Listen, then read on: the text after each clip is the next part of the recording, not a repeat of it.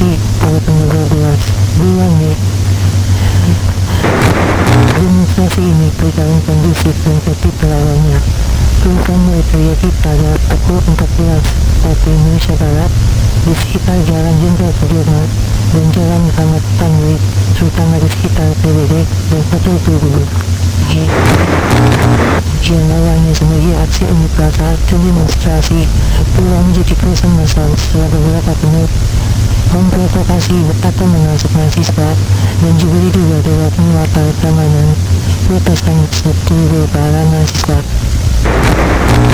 Terjadinya perlawanan antara mahasiswa serta beberapa masyarakat dengan aparat keamanan, penjarahan diri, pembakaran, perusakan, penindasan, penjarahan pokok, dan melaporkan beberapa kasus pelecehan seksual.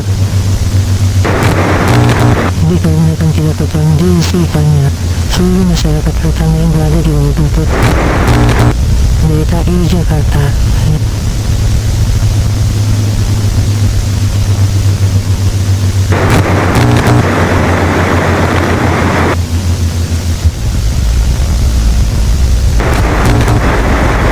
Daerah Istimewa Yogyakarta.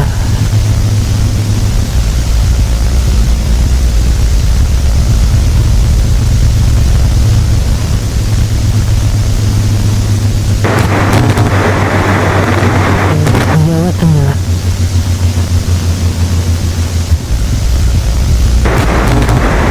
Sumatera Utara.